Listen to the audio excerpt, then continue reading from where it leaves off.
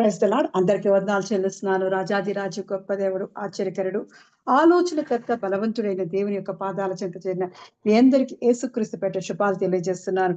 దేవుడు గొప్ప దేవుడు, ఆయన గొప్ప కార్యాలు చేసే దేవాది దేవుడు.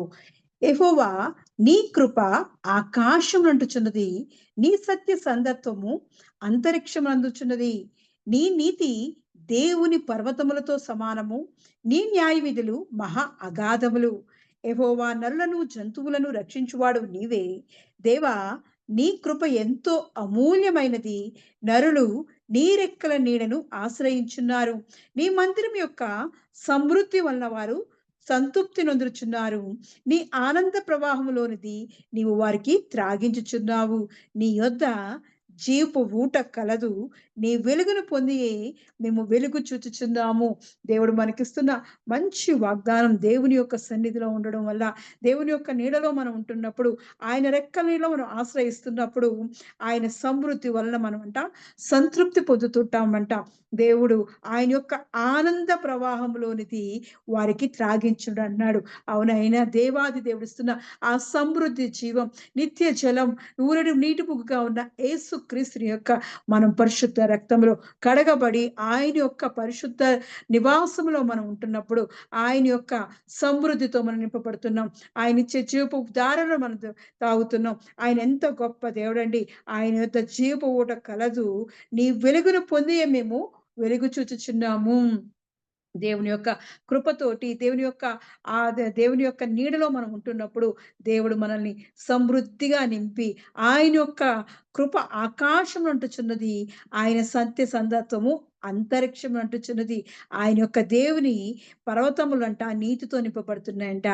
ఆయన చేస్తున్న ప్రతీది మనల్ని రక్షించి, ఈ లోకంలో ఉన్న సృష్టినంతటిని రక్షించి ఆయనే కాపాడుతున్నాడు. ఆయన చల్లని నీడలో, ఆయన మందిరంలో మనం ఉంటున్నప్పుడు దేవాది దేవుడే మనల్ని రక్షించుకుంటున్న దేవుడు. అటువంటి దేవుని యొక్క పాదాల చెంత చేరి ఉన్న దేవాది దేవుని యొక్క మీ అందరికీ దేవుని యొక్క దీవెనలు, ఆశీర్వాదాలు మెండుగా దేవుడు కుమ్మరించును గాక. ప్రార్థన పూర్వకంగా దేవుని యొక్క సన్నిధిలోకి అడుగు పెడదాం. రాజాది రజాని కొందనాలు చెల్లిస్తున్నాను. పరమందాసిన పరలోక ప్రభాని కొందనాలు చెల్లిస్తున్నాను. అన్ని నామముల కన్నా పైనామం కలిగిన వాడానికి కొందనాలు చెల్లిస్తూ దేవా, సకల ఆశీర్వాదములతో దేవా మమ్మల్ని నింపి బలపరుస్తున్న వాడానికి కొందనాలు చెల్లిస్తున్నాను. జీవపు ఊట అయిన వాడానికి కొందనాలు చెల్లిస్తున్నానయ్యా. సమృద్ధి జీవంతో మమ్మల్ని నింపుతున్న వాడానికి కొందనాలు చెల్లిస్తున్నాను. నిత్య రాజు వారసులుగా దేవా అయ్యా నీ సన్నిధిలో మమ్మల్ని నింపుతున్న వాడానికి కొందనాలు చెల్లిస్తున్నానయ్యా. నీ సన్నిధిలో ఉన్న దేవా ఇదిగో తండ్రి సంపూర్ణ సంతోషాన్ని మా మీద కుమ్మరిస్తున్నవాడా నీకే వందనాలు చెల్లిస్తున్నానయ్యా. అయ్యా నీ కృప ఆకాశం అంటుచున్నదయ్యా. నీ సత్య సందత్వం దేవా అంతరిక్షం అంటుచున్నదయ్యా. అయ్యా ఇదిగో నీ కీర్తి ప్రభావములు దేవా అయ్యా ఇదిగో తండ్రి ఎంతో గొప్పవయ్యా. నీ ఆలోచనలు అతి గంభీరములయ్యా. నీ చేతి పనులు ఎంతో దొడ్డవయ్యా. అయ్యా అటువంటి కృపతో దేవా మమ్మల్ని రక్షించుకుంటున్నవాడా నీకే వందనాలు చెల్లిస్తున్నాను. మా ఆత్మను తృప్తిపరుస్తున్నవాడా నీకు వందనాలు చెల్లిస్తున్నాను అయ్యా. రాజాది రాజానికి వందనాలు చెల్లిస్తున్నాను. ప్రభులకు ప్రభానికి వందనాలు చెల్లిస్తున్నాను అయ్యా. అయ్యా సర్వ సమృద్ధిలోకి దేవా మమ్మల్ని నడిపిస్తున్నవాడా నీకు వందనాలు చెల్లిస్తున్నాను అయ్యా. దేవాది దేవా సత్య స్వరూపైన దేవాది దేవా నీకే వందనాలు చెల్లిస్తున్నానయ్యా. భూత వర్తమాన భవిష్య కాలంలో ఉండు దేవుడా నీకే వందనాలు చెల్లిస్తున్నానయ్యా. యుగ యుగములు మా మధ్య ఉన్నవాడా నీకు వందనాలు చెల్లిస్తున్నానయ్యా. ఎనలేని కృపతో దేవా, ఎడలేని దేవ ఇదిగో కృపతో దేవా మమ్మల్ని ఆదరిస్తున్నవాడానికి కొందనాలు చెల్లిస్తున్నాయా. నిరంతరము యాజకుడిగా దేవా మా మధ్య ఉంటున్నవాడానికి కొందనాలు చెల్లిస్తున్నానయ్యా. గతించిన కాలమంతా దేవా నీ మహాకృపలో దాయిలో దేవా మమ్మల్ని భద్రపరిచి పనులన్నీ చక్కపరచుకోవడానికి దేవా నీవు ఇచ్చే శక్తిని, బలాన్ని, ఆరోగ్యాలు బట్టి దేవా నీ క్షేమాన్ని బట్టి వందనాలు చెల్లిస్తూ దేవా నీ మందిరంలో ఉన్న దేవా నీ సమృద్ధి జీవాన్ని మేము పొందుకోవడానికి దేవా మమ్మల్ని క్షేమంగా తీసుకొచ్చిన వాడానికి కొందనాలు చెల్లిస్తున్నానయ్యా. ఈ సమయం ఇచ్చినందుకు కొందనాలు చెల్లిస్తున్నానయ్యా. అయ్యా ఇదిగో నీతో గడిపే భాగ్యం మాకు అనుగ్రహించినందుకు మరి ఒక్కసారి దేవా నీ పాదాలకే దేవా అయ్యా నీ అపరంజుడి పాదాలకే దేవా ఇదిగో మా కృతజ్ఞతాస్తులు చెల్లిస్తూ దేవా నీ మందిరంలో చేయడానికి దేవా నువ్వు ఇచ్చిన తరుణాన్ని బట్టి మరి ఒక్కసారి దేవా నీ పరిశుద్ధ నామాన్ని బట్టి దేవా నీకేమై మా ఘనత చెల్లిస్తూ దేవా మా ఆరాధన అంతట్లో నువ్వు ఉండబడుచున్నాను. ఆది అంతము లేనివాడా ఇదిగో తండ్రి మా ఆరాధనకు ఆద్యుడిగా నువ్వు ఉండబడుచున్నానయ్యా. ఆరాధనకు యోగ్యుడిగా నువ్వు ఉండబడుచున్నాను. స్తుతి పతడానికి కొందనాలు చెల్లిస్తూ దేవా మా స్తుతుల సింహాసనం మీద దేవా నువ్వు ఆశండి కమ్మని యేసుక్రీస్తు పరిశుద్ధ నామములో అడిగి పొందుకున్నాను నా పరమ తండ్రి. ఆమేన్.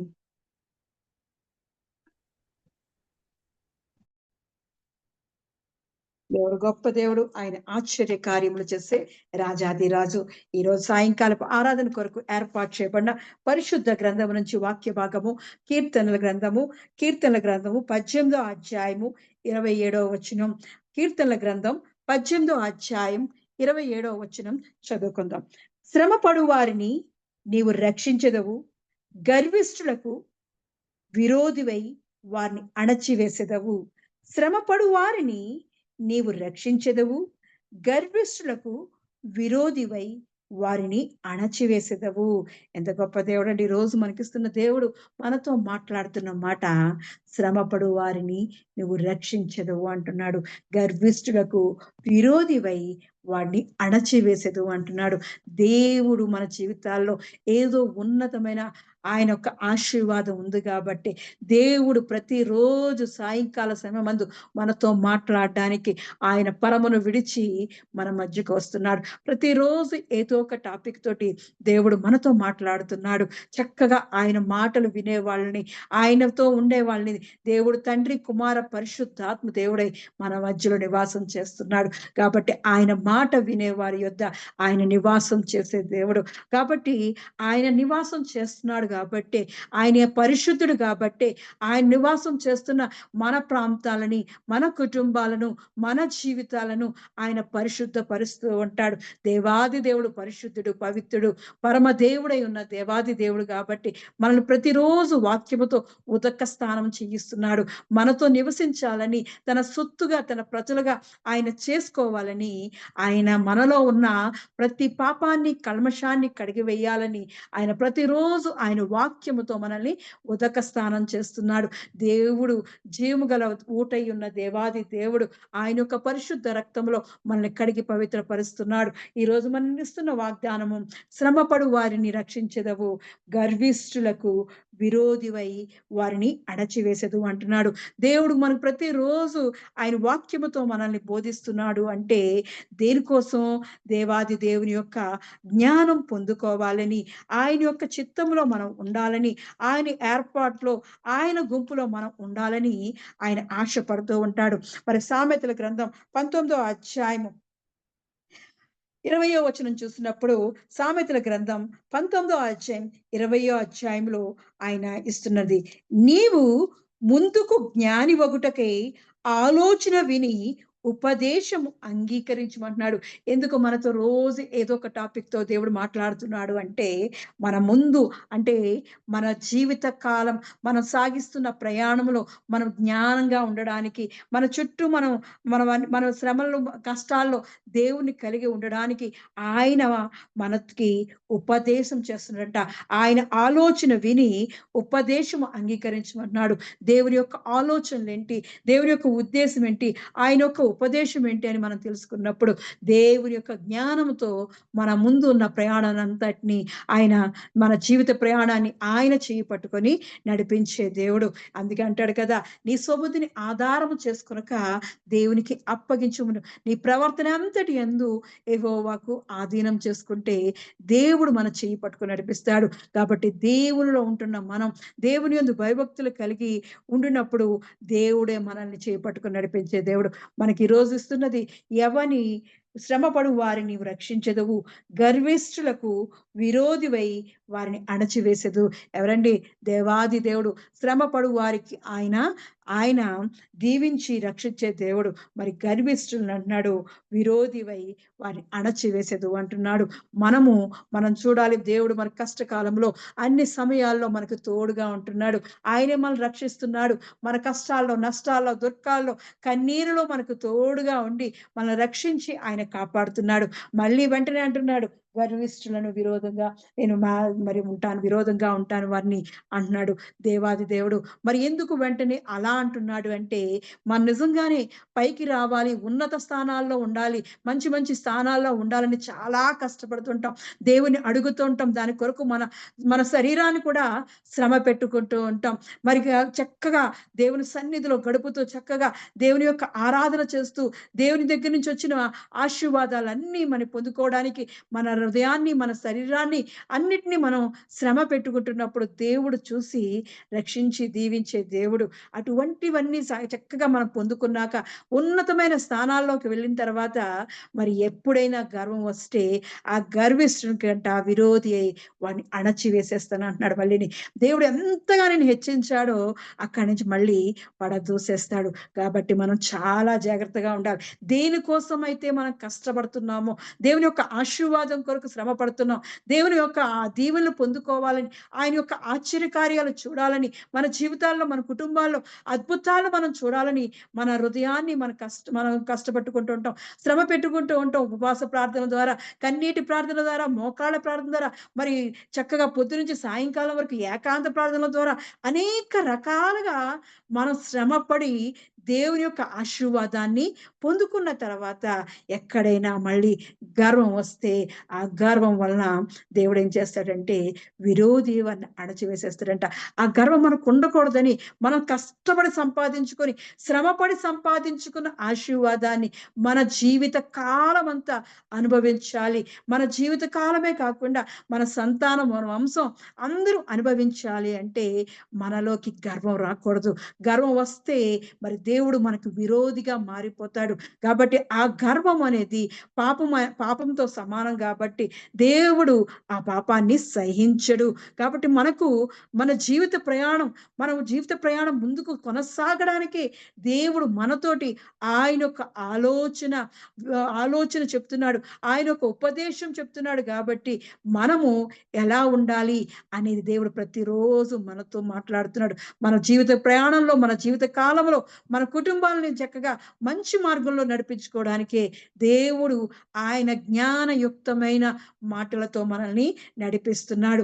మరి చక్కగా మనం అన్ని సంపాదించుకున్నాక, దేవుడి యొక్క ఆశీర్వాదాన్ని పొందుకున్నాక మనం గర్వంలో పడిపోకూడదు. గర్వము ఏం చేస్తాదంటే, ఈరోజు మన టాపిక్ గర్వమే. ఈ గర్వంలో మనం అన్ని రకాలుగా దేవుని యందు భయభక్తులతో, దేవుని యొక్క యొక్క ఆశీర్వాదంతో మనం కష్టపడి సంపాదించుకున్న గర్వం ఏం చేస్తుందంటే కిందకి తోసేస్తుంది. కాబట్టి మనము గర్వపడకూడదు. గర్వపడకుండా ఉండాలి అంటే మరి బైబిల్లో కొంతమంది ఉన్నారు. వారిని ద్వారా మనం నేర్చుకుందాం ఈరోజు. ఉజ్జియా గురించి మీకు అందరికీ తెలుసు. మరి ఎక్కడ అంటే 2 దినవృత్తాంతముల గ్రంథము 26 అధ్యాయము మరి చూసినప్పుడు ఆ ఉజ్జియా గారు మనకి కనబడుతూ ఉంటారు. ఈయన దేవుని యందు భయభక్తులు కలిగిన వాడు. చిన్న వయసులోనే 16 సంవత్సరాల వయసున్నప్పుడే మరి దేవుడు యూదాకి రాజుగా, ఇజ్రాయెల్‌కి రాజుగా ఏర్పాటు చేసుకున్నాడు. యూదా చిన్న వయసండి. టీనేజ్ 16 ఇయర్స్‌లోనే దేవుడు ఎక్కలంత ఎత్తైన కొండకి ఎక్కించేశాడు. ఎందుకంటే తన దేవుణ్ణి ప్రేమిస్తూ ఉండేవాడు.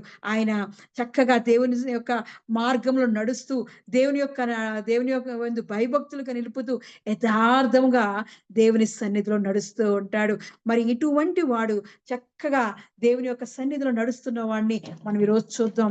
ఏం జరిగిందో, ఉజ్జియా జీవితంలో ఏం జరిగిందో దేవుడు మనతో మాట్లాడుగాక.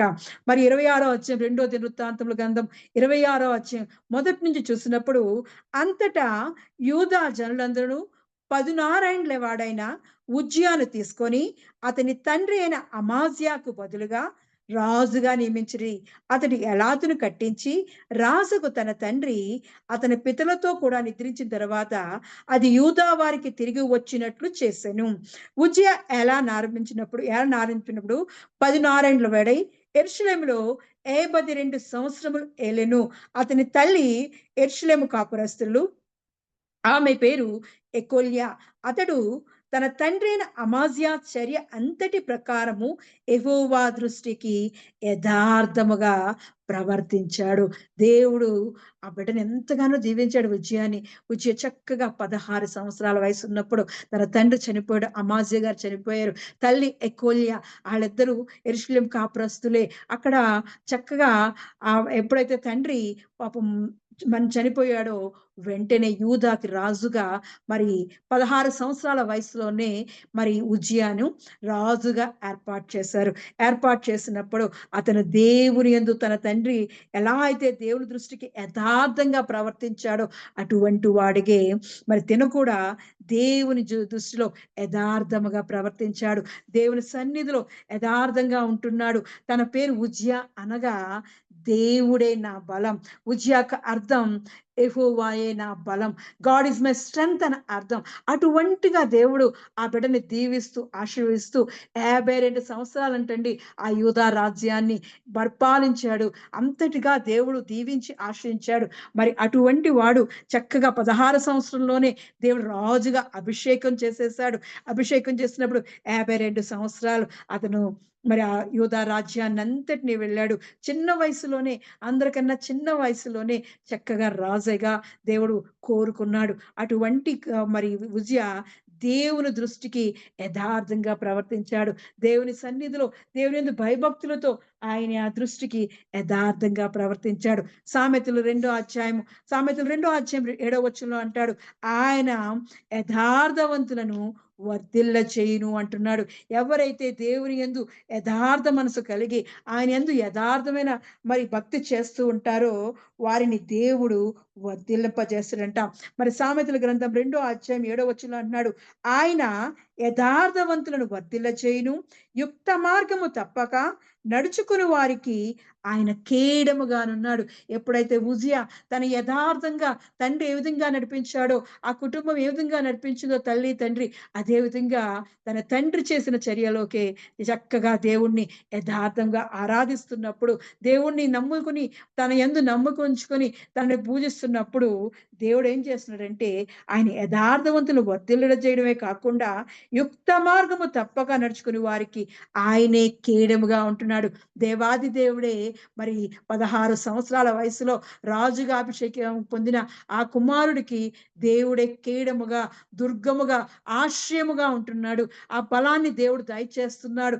అవును, మనము కూడా దేవుని యథార్థంగా మరి పూజించాలి. అలా యథార్థంగా దేవుణ్ణి నమ్ముకుని ఉన్నప్పుడు, యథార్థమైన ఉన్నప్పుడు దేవుడు వర్ధిల్ల చేస్తాడు. అన్ని విషయాల్లో వర్ధిల్లపజేస్తాడు.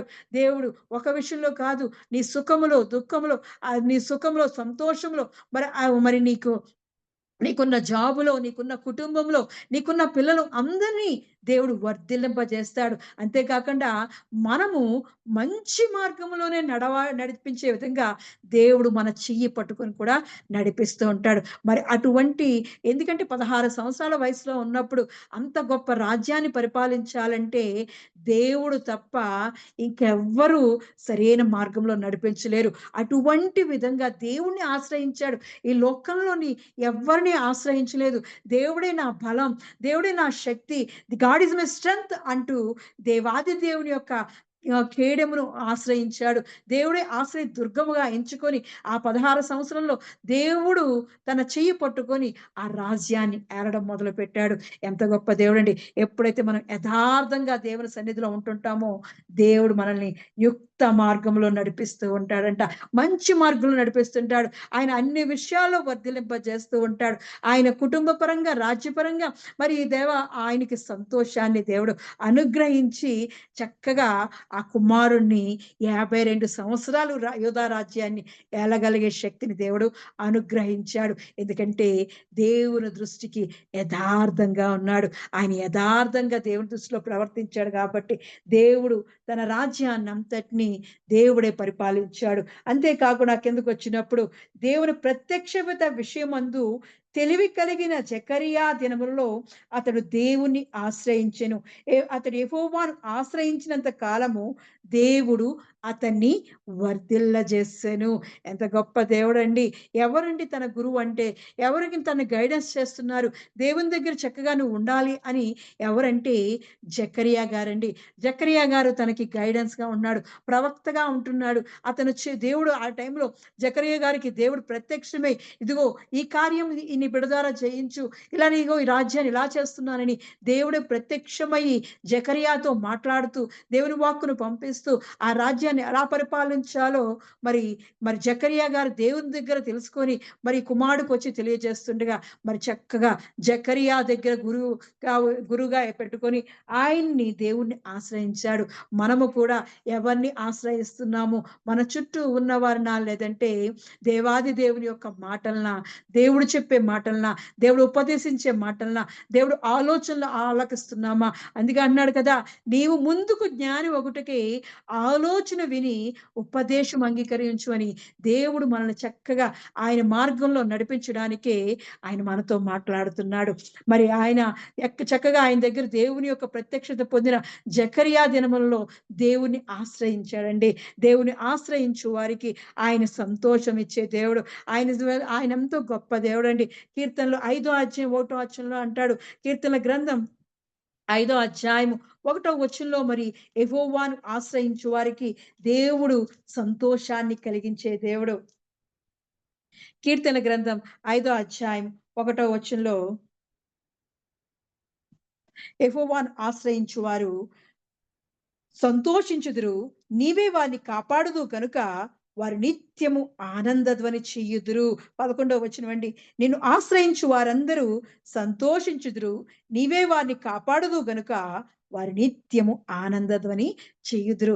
దేవుణ్ణి ఆశ్రయించాడు కాబట్టి తన సంతోషంతో తన రాజ్యాన్ని కాపాడుకుంటున్నాడు. ఎందుకంటే దేవుడిని ఆశ్రయించే వారు దేవుడే కాపాడుతాడు. నీవే వారిని కాపాడుదు. ఆ రాజ్యాన్ని ఈ 16 సంవత్సరాల కుర్రోడు కాపాడట్లేదు. దేవాది దేవుడిని ఆశ్రయించాడు కాబట్టి దేవుడు చెప్పే నడతల ప్రకారం జకరియా గారు చెప్తున్న వాక్యం ప్రకారము ఆయన దేవుణ్ణి ఆశ్రయించి తను పరిపాలిస్తున్నప్పుడు దేవుని ఆశ్రయించాడు కాబట్టి దేవుడే దిగొచ్చి మరి ఆ రాజ్యాన్ని అంతటిని కాపాడుతున్నాడు. అందుకే అక్కడ ఏముంటుందంటే నిత్యము ఆనందధ్వని చేయుదురంట. అక్కడ సంతోషం ఉంటుంది, అక్కడ సమాధానం ఉంటుంది. ఆ రాజ్యం అంతా ఎంతగానో వర్ధిల్లుతుంది. ఎందుకంటే రాజు దేవుణ్ణి ఆశ్రయించాడు. ఎప్పుడైతే దేవుణ్ణి రాజుగారు ఆశ్రయించారో అక్కడ ఆ ప్రాంతం అంతా దేవుడు యొక్క కృపలో దాయిలో అది వర్ధిల్లుతుంది. మనము కూడా మన కుటుంబాల్లో మన యజమానులు దేవుని ఆశ్రయించినప్పుడు ఆ కుటుంబం వర్ధిల్లుతాది. ఆ రాజ్యం వర్ధిల్లుతాది. మన దేశం కూడా వర్ధిల్లుతాది. అటువంటి విధంగా మరి దేవుని ఆశ్రయించడండి. దేవుని ఆశ్రయించి దేవుడే కాపాడుకుంటాడని సంతోషంతో దేవుని యందు మన నమ్మకంతో దేవుని ఆశ్రయించాడు. చక్కగా దేవుని యొక్క సన్నిధిలో ఉంటున్నాడు. అలాగ వచ్చినప్పుడు అతనికి ఎన్నో దేవుడు వర్ధిలింపచేస్తున్నప్పుడు దేవుణ్ణి ఆశ్రయిస్తున్నప్పుడు చక్కగా వర్ధిల్లిస్తుంటాడండి. ఉజ్జయాన్ని చక్కగా వర్ధిల్లిస్తుంటాడు. ఎందుకంటే యెహోవా యందు భయభక్తులు కలిగి ఉండుటయే చెడుతనమునకు అసహాయించుకుంటాం అది అంటున్నాడు. ఎవరైతే దేవుణ్ణి యందు భయభక్తులు కలిగి ఉంటారో వారందరంట అక్కడ చెడుతనం అంతా పోయి దేవుని యొక్క ఆనందం, సంతోషం ఉంటుంటది. ఎప్పుడు దేవుని ఆశ్రయించినప్పుడు, దేవుని యందు యథార్థంగా ప్రవర్తించినప్పుడు, దేవుని యందు భయభక్తులు ఉంచినప్పుడు దేవుడు ఎంతో మరి దీవించి ఆశీర్వదించే దేవుడు. మరి దేవాది దేవుడు మరి సామెతల గ్రంథం 14వ అధ్యాయం 2వ వచనంలో అంటున్నాడు, యెహోవా యందు భయభక్తులు యథార్థముగా ప్రవర్తించువాడు యెహోవా యందు భయభక్తులు గలవాడు. ఎవరైతే దేవుని యందు యథార్థంగా ప్రవర్తిస్తున్నాడో వాళ్ళకి యెహోవా యందు భయభక్తులు కలిగి ఉంటాయి. ఆళ్ళు చెడుతనాన్ని అసహించుకుంటాడు. యెహోవా దృష్టికి యథార్థంగా ప్రవర్తిస్తున్నాడండి ఈ ఉజ్జియా గారు. అంతేకాకుండా దేవుణ్ణి ఆశ్రయించాడు కాబట్టి దేవుడు వర్ధిల్లింపజేస్తున్నాడు. అలా మనం కిందకు వస్తుంటే అతడు ఎన్నో గొప్ప కార్యాలు చేస్తుంటే దేవుడు తోడుగా ఉంటున్నాడు కాబట్టి దేవుడు అతనికి సహాయం చేసిన అంటున్నాడు. 8వ వచనం చూసినప్పుడు ఆయన యుద్ధాలకు వెళ్ళినప్పుడు భయంకరంగా ఫిలిష్తీయులతోటి, గుర్బాయిలతోటి, అరబ్బీలతోటి, మెహునులతోటి అతడు యుద్ధము చేయగా దేవుడు అతనికి సహాయం చేశాడంట. దేవుడు ఎంత గొప్ప దేవుడండి. దేవుని ఆశ్రయించు వారికి దేవాది దేవుడే సహాయకుడుగా ఉంటాడు. కీర్తనల గ్రంథం 18వ అధ్యాయం 29వ వచనంలో అంటాడు, నీ సహాయం వలన నేను సైన్యమును జయింతును, నా దేవుని సహాయం వల్ల ప్రాకారము దాటెత్తును. దేవుడే సహాయం చేస్తున్నప్పుడంట మనం సైన్యాలు అంటే మన చుట్టూ ఉన్న కష్టాలనే సైన్యాన్ని జయించగలుగుతాం. మన చుట్టూ ఉన్న బాధల్ని, కన్నీరుని, అనారోగ్యాలని దేవుని సహాయం వల్ల జయిస్తాం. అంతేకాకుండా నా దేవుని సహాయం వలన ప్రాకారములు దాటుదును అంటున్నాడు. అవును, దేవుడు ఎక్కలంత ఎత్తైన కొండకి ఎక్కిస్తాడండి. ఆయన ఉన్నత స్థానాల్లో నిలిపే దేవుడు. ప్రాకారాలే దాటేస్తాడంట. నీకు అడ్డుగా ఏది ఉండదు. నీ ఎదురుగుండా ఎరికో గోడలు నిలిచిన, ఎర్ర సముద్రం అడ్డుగా వచ్చినా సరే వాటన్ని దాటుకుంటూ దేవుని సహాయం వల్ల మరి ముందుకు తీసుకెళ్ళిపోతాడు. ఎప్పుడైతే మనం దేవుని యందు యథార్థంగా ప్రవర్తిస్తున్నామో, దేవుణ్ణి ఆశ్రయిస్తున్నామో, దేవుణ్ణి మనకి సహాయం చేస్తున్నప్పుడు మనం దేవుని సన్నిధిలో వర్ధిల్లుతుంటాం. ఆయన యొక్క సన్నిధిని పొందుకుంటాం. ఎక్కలంత ఎత్తైన కొండకి దేవుడు ఎక్కిస్తూ ఉంటాడు. మనకు అపజయం అంటూ ఉండదు. అటువంటి విధంగానే దేవుడు ఇతన్ని ఎంతతో చక్కగా ఆ యుద్ధాలన్నిట్లో దేవుడు మరి చక్కగా జయాన్ని దయచేశాడు. ఫిలిస్తీన్లతో చేశాడంట, గుర్బాలతో చేశాడంట, ఎబ్నే వాళ్ళతో చేశాడంట, అష్డోదు వాళ్ళతో చేశాడంట. రకరకాల ఉన్నోళ్ళందరితోటి చేసి వారినెవ్వరిని లోకంలో మళ్ళీ ఈ రాజ్యంలోకి రాకుండా అంట ప్రాకారపురములను కట్టించేశాడంట. దేవుడు ఎంత గొప్ప దేవుడండి. అటువంటిగా దేవుడు జయాలిస్తున్నాడు, విజయాన్నిస్తున్నాడు. ఎందుకంటే దేవుడు అతనికి సహాయము చేశాను. మరి అతడు యుద్ధము చేయగా 7వ వచనం ఆఖరు వచనంలో అంటున్నాడు, అతడు యుద్ధము చేయగా దేవుడు అతనికి సహాయము చేసెను.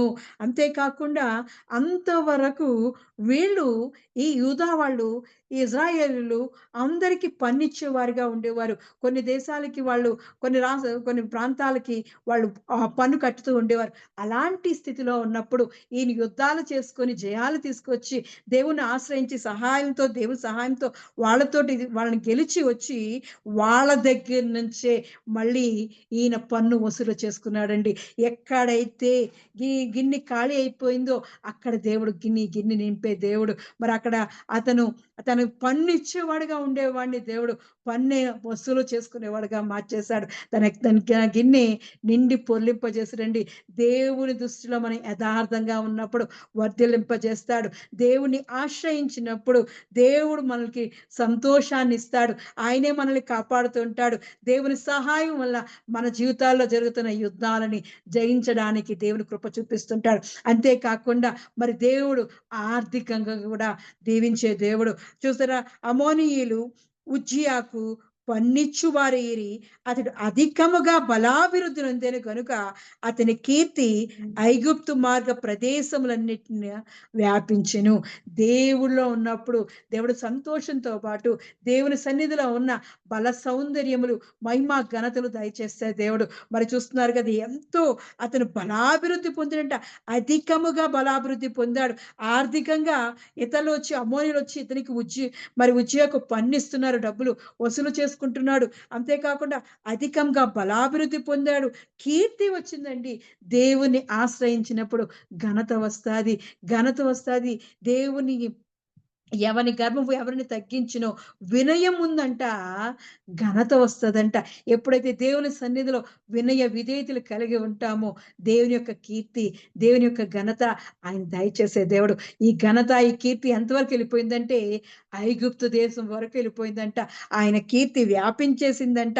ఐగుప్తు మార్గము ప్రదేశంలన్నిటిన వ్యాపించేసింది. 16 సంవత్సరాల కుర్రాడు దేవుని సన్నిధిని ఆశ్రయించినప్పుడు, దేవుని సన్నిధిలో యథార్థంగా ఉంటున్నప్పుడు, దేవుని సన్నిధిలో మరి సంతోషంతో దేవుణ్ణి ఆ యొక్క మాటలు వింటూ, దేవుని యొక్క ఉపదేశముతోటి, ఆయన ఆలోచనలతోటి మరి ఆ రాజ్యాన్ని అంతటిని ముందుకు తీసుకెళ్తున్నప్పుడు దేవుడు అన్ని విషయాల్లో కూడా వర్ధిలింపజేసేసాడు. అంతేకాకుండా ఆయన కీర్తి ఘనత దయచేశాడు. ఇంకా అలా చూస్తున్నప్పుడు మరియు యెరూషలేములో మూల గుమ్మము దగ్గరను, పల్లపు స్థలముల దగ్గరను, ప్రాకారపు మూల దగ్గరను దుర్గములను కట్టించి గుమ్మములు దిట్టపరచెను.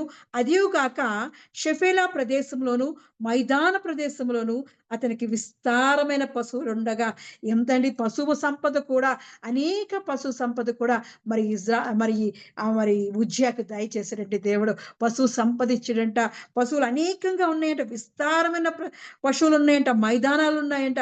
మళ్ళీ తన ఏంటంటో అన్ని పళ్ళ ప్రదేశాలు, పాకారపు మూలలు, దుర్గాలు, గుమ్మాలు అన్ని చాలా గట్టిగా స్ట్రాంగ్‌గా కట్టించగలిగాడంటే దేవుడు ఇస్తేనే కట్టించగలడండి.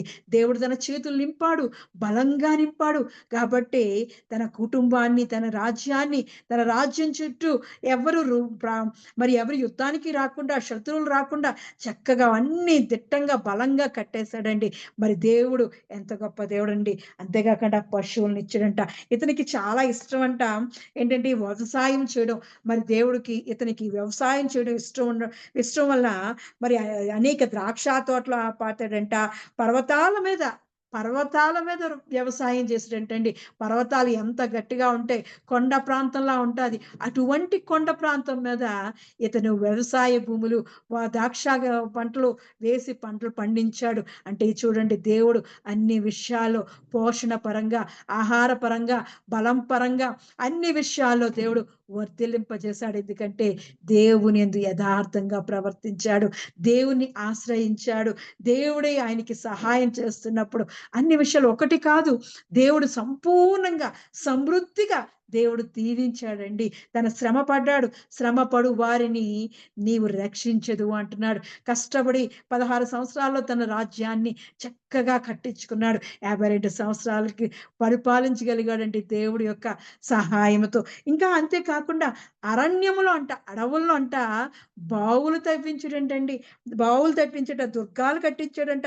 మరి బావులు అడవుల్లో తవ్వించి అడవి ప్రాంతాల్లో ప్రయాణం చేసే వారికి ఆశ్రయ దుర్గంగా ఉండడానికి చక్కటి చక్కటి దుర్గాలు కట్టించాడు. అంతేకాకుండా అక్కడ వారు దాహపడకుండా బావులు కట్టించాడు. సంతోషంతో ఇవన్నీ దేవుడు యొక్క కృపతో, సమృద్ధితో అన్ని రకాలుగా ఆ రాజ్యాన్ని విస్తరింపజేశాడు. దేవుడు వర్ధిల్లింపజేశాడు. అలా ఉంటున్నప్పుడు దేవుడు ఇంకా అంతేకాకుండా ఉజ్జియాకు సైన్యము కలిగి ఉండెను. అందులోని యోధులు, రాజు అధిపతులు హనన్య అని వాని చేతిక ఉండేరు. అక్కడ చూసేటప్పుడు దేవుడు తినని అన్ని రకాలుగా దీవించడమే కాకుండా మంచి యుద్ధ నైపుణ్యం కలిగిన వారు, పరాక్రమశాలులను ఇచ్చాడంట. మంచి మంచి తనకి సలహా ఇచ్చే వాళ్ళని, అధిపతుల్ని, అందరినీ, ప్రధానమంత్రి అయిన పెద్దల సంఖ్యలో పరాక్రమశాలులంట 2600 మంది ఉన్నారంట. వారికి అంతగా ఉన్నారంట చూడండి. అంటే తన సైన్య సమూహాన్ని కూడా దేవుడు దీవించడండి. దేవుడిని ఆశ్రయించినప్పుడు దేవుడు ఎన్ని రకాలుగా ఆశ్రయిస్తుంటే, ఎన్ని రకాలుగా దీవిస్తున్నాడు చూస్తున్నారా? రాజులకు సహాయం చేయటకి, శత్రువులతో యుద్ధము చేయటం యందు పేరు పొందిన పరాక్రమశాలులైన 3,07,500 మంది గల సైన్యం వారి చేతి కింద ఉండెను. పరాక్రమశాలులంట. రాజుగారికి సాయం చేయడానికి ఆయన వెళ్ళి యుద్ధం చేయక్కర్లేదు. ఆ శత్రువులతో యుద్ధం చేయాల్సింది ఉజ్జయ గారు కాదంట. ఆయనకు తరపున యుద్ధం చేయడానికి మరి 3,00,000, అక్కడ 3,07,500 మంది ఆయన తరపున వెళ్ళి ఆ యుద్ధాన్ని చేసేవారంట. అంటే దేవుడు ఎంతగా తన సైన్యాన్ని దేవుడు అభివృద్ధి పరిచాడండి. దేవుడు మహా సైన్యాధిపతులను, మంత్రులను, పరాక్రమశాలులను, కావలసిన సామాగ్రిని కూడా ఇచ్చాడండి. మరి అంతేకాకుండా ఆ యుద్ధానికి కావలసిన సామాగ్రిని అంతటినీ దేవుడు దయచేశాడు. ఉజ్జయి సైన్యం అంతటికి డాళ్లను, ఈటెలను, స్థిరస్త్రాణములను, కవచములను, విల్లులను, వడిసెలను చేయించెను. మరియు అతడు అంబుల్నేమి, పెద్దరాళ్ళనేమి ప్రయోగించుటకి ఉపాయశాలులు కల్పించిన యంత్రములను యెరూషలేములో చేయించి దుర్గములోను, బురుజుల్లోను ఉంచెను. అతడు స్థిరపరు వరకు అతనికి ఆశ్చర్యకరమైన సహాయము కలిగెను గనుక అతని కీర్తి దూరముగా వ్యాపించెను.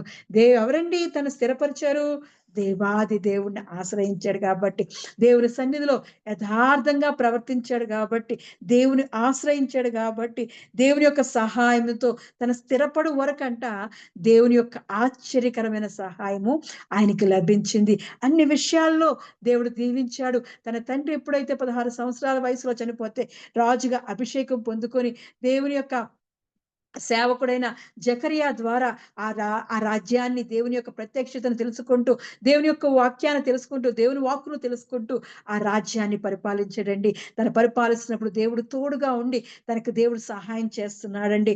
అంతేకాకుండా తనకి అధికంగా బలాభివృద్ధి దయచేశాడు, కీర్తి వ్యాపించేటట్లు చేశాడు. దేవుడు ఆశీర్వాదం మామూలుగా కాదండి, తనకొక్కడికే కాకుండా తన రాజ్యం అంతటికి ఇచ్చాడు. మంచి మంచి సైన్యాధిపతులను ఇచ్చాడు, మంచి మంత్రులను ఇచ్చాడు, మంచి సైన్యాన్నిచ్చి దానికి కావాల్సిన సామాగ్రిని దయచేశాడు. ఉపాయశాలుడంట. తన చుట్టూ మంచిగా ఆలోచనలు చెప్పి మంచి మంచి యంత్రాలు తయారు చేయడానికి మంచి జ్ఞానవంతులు కూడా దేవుడు తయారు ఇచ్చాడంట. మనం చేస్తున్న ఉద్యోగంలో ఉంటారు, యజమానుల దగ్గర మంచి మంచి సలహాలు ఇచ్చే వాళ్ళు ఉంటారు. అలాగే ఇక్కడ రాజుగారికి కూడా మరి రాజుగారికి కూడా సాయం చేయడానికి మంచి జ్ఞానవంతుల్ని తన చుట్టూ ఉంచాడు. ఎంత గొప్ప దేవుడండి! దేవుణ్ణి ఆశ్రయించినప్పుడు అన్ని విషయాల్లో వర్ధిల్లింపజేస్తాడండి. మరి అరణ్యంలో తన రాజ్యంలోనే కాకుండా ఆ దారి గుండా వచ్చి అరణ్యం అంతట్లో కూడా మంచిగా దుర్గాలు ఏర్పాటు చేశాడు. ఆ యొక్క బావులు ఏర్పాటు చేశాడు. మంచినీళ్ళ బావులను ఏర్పాటు చేసి ఆ బాటసారులకు నీళ్ళు ఇవ్వడం జరుగుతుంది. దేవుడు ఎంతగా దీవించి ఆశీర్వదిస్తున్నాడో చూస్తున్నారా? అంతేకాకుండా పర్వతాల మీద వ్యవసాయం చేయగలిగే జ్ఞానాన్ని దయచేశాడు. మంచిగా అక్కడ ద్రాక్ష పనులు ఆ పంట పొలాల్ని పండించే పనివారిని కూడా అధికంగా దయచేశాడంట. అంతేకాకుండా మరి ఇతర శత్రువులైన అమోరియల దగ్గర నుంచి కూడా పన్ను వసూలు అయితే ఉండేది. బలాభివృద్ధి దయచేశాడు. అన్ని విషయాలుగా దేవుడు మరి ఉజ్జియాని దీవించాడు. ఆశ్చర్యకరమైన మరి దేవుని యొక్క సహాయము అతనికి దొరికిందండి. తను స్థిరపడు వరకు ఆ 16 సంవత్సరాల నుంచి 52 సంవత్సరాల వరకు తను పరిపాలన చేస్తున్నప్పుడు దేవుడు చక్కగా దేవుని యొక్క ఆశ్చర్యమైన సహాయము, అద్భుతమైన సహాయము తనకి దొరికింది. అంతేకాకుండా తన కీర్తి అంట అనేక ప్రాంతాలకు వ్యాపించింది. దూరంగా వ్యాపించిందంట. దేవుడు సన్నిధిలో ఉంటున్నప్పుడు, దేవుడు ఆశ్రయిస్తున్నప్పుడు దేవుడు మనల్ని ఎంతగానో దీవించి ఆశీర్వదించే దేవుడు. అటువంటి దేవుడిని మనం కలిగి ఉన్నామండి. శ్రమపడు వారిని దేవుడు రక్షించే దేవుడండి. దేవుడు రక్షించాడు. తన కష్టాన్ని దేవుడు చూశాడు. తన ఎక్కలను ఎత్తేరకొండకు దేవుడు ఎక్కించాడండి.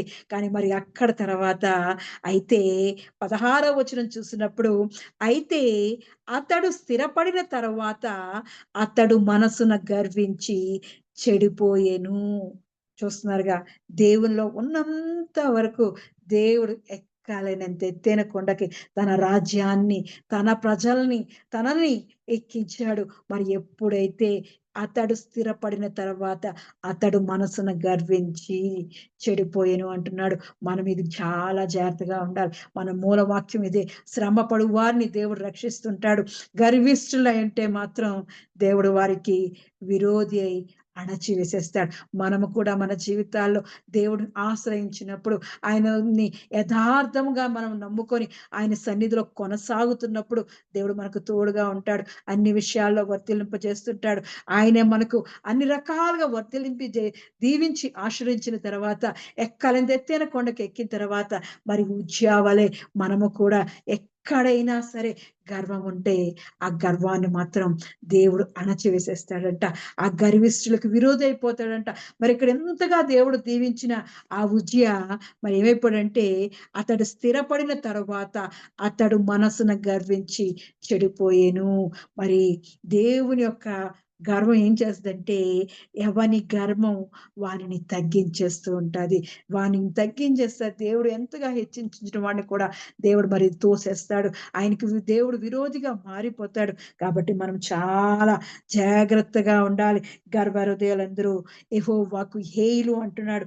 సామెతల గ్రంథం 16వ అధ్యాయం 5వ వచనంలో అంటున్నాడు, గర్వ హృదయులందరంట దేవునికి హేయమైన వారు అంటున్నాడు. కాబట్టి మనకి ఎక్కడైనా ఆ గర్వపు మనసు ఉంటే మనము దేవుని సన్నిధిలో ఆ గర్వాన్ని తీసేయమని అడగాలి.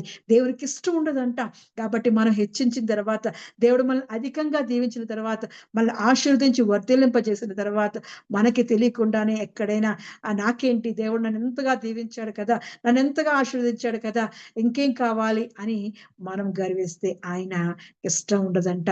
మనకి విరోధిగా మారిపోతాడంట.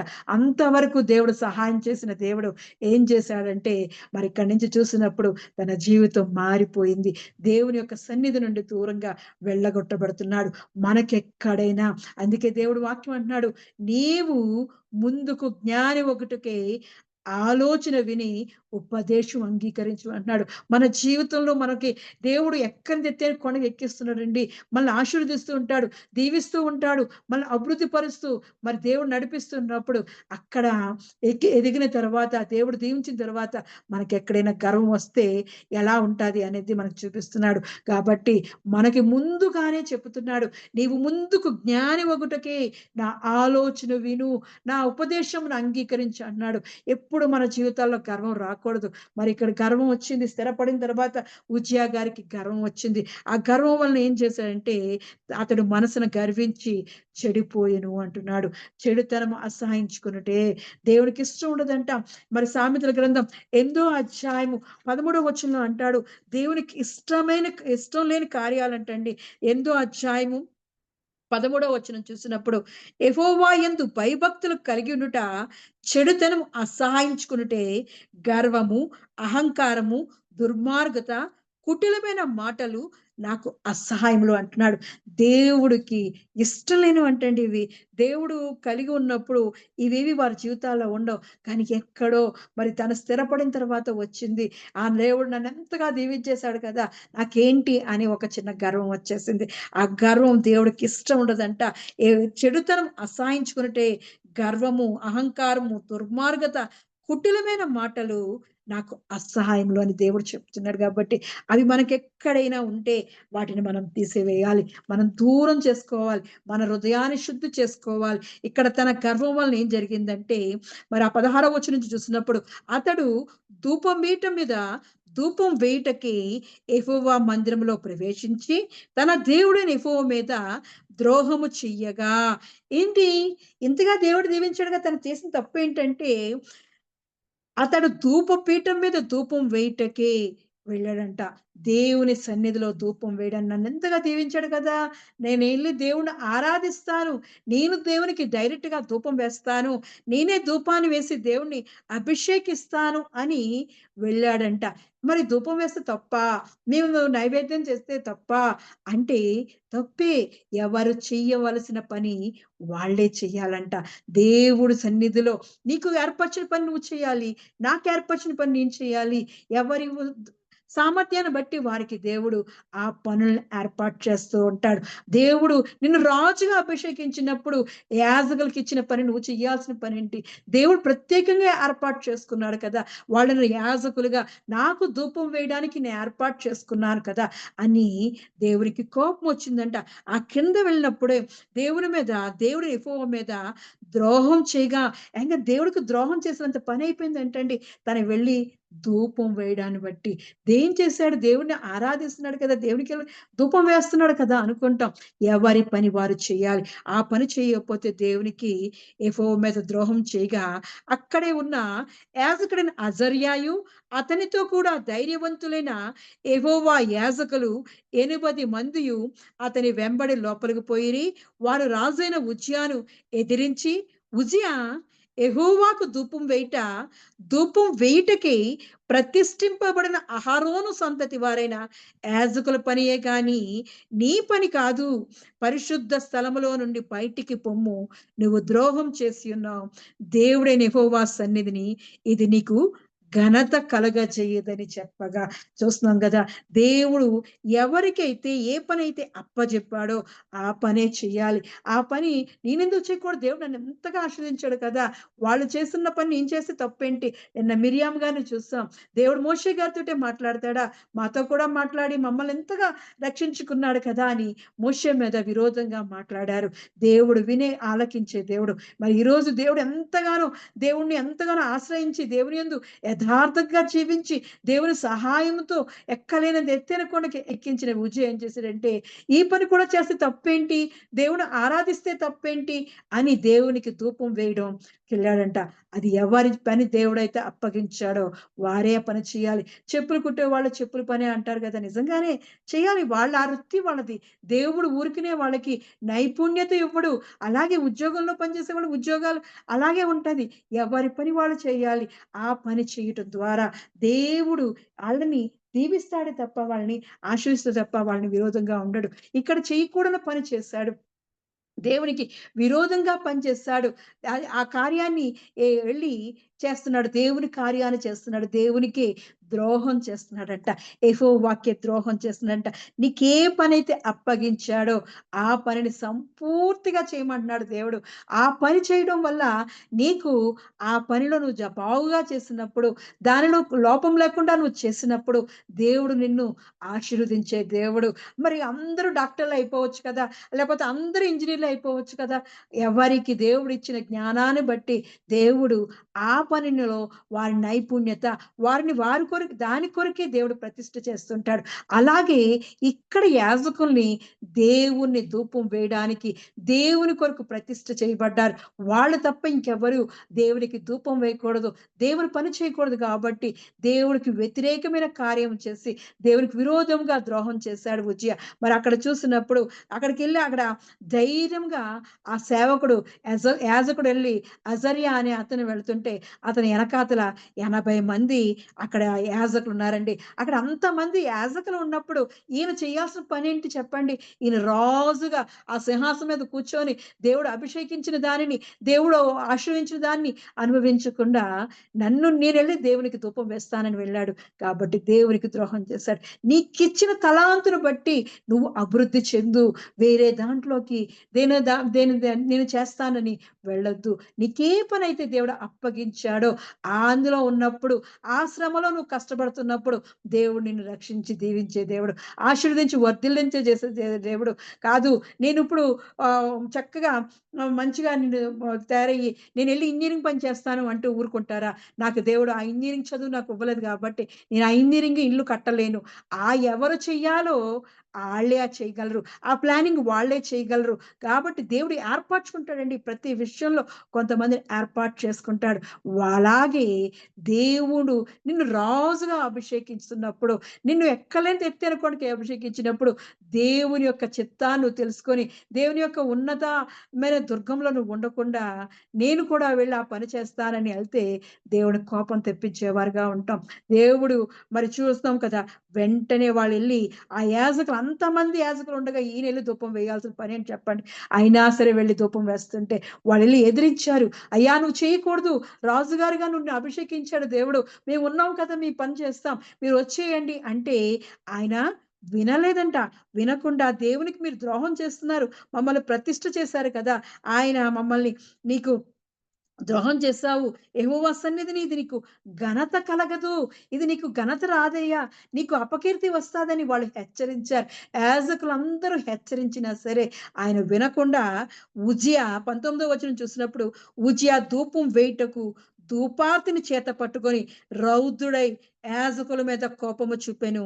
యెహోవా మందిరంలో ధూపపీఠము ప్రక్కన అతడు ఉండగా యాజకులు చూచుచునే ఉన్నప్పుడు అతని నోసట కుష్ఠరోగము పుట్టెను. చూస్తున్నారు కదా! దేవుడు యాజకులతో హెచ్చరిస్తున్నాడు. "అయ్యా! రాజుగారండి, ఇదిగో ఇంతవరకు దేవుడు మిమ్మల్ని వర్ధిల్లింపజేశాడు. మంచి ఘనత, కీర్తి వచ్చింది. ఇది ఇప్పుడు మీ చేతుల ద్వారా చేస్తే మీకు ద్రోహం కలుగుతాది తప్ప దేవునికి ద్రోహం చేసిన వాళ్ళవుతారు. ఇది మీకు ఘనత కాదు" అని వాళ్ళు హెచ్చరిస్తుంటే, ఆ యాజకుల మీదంట కోపగించుకున్నాడంట.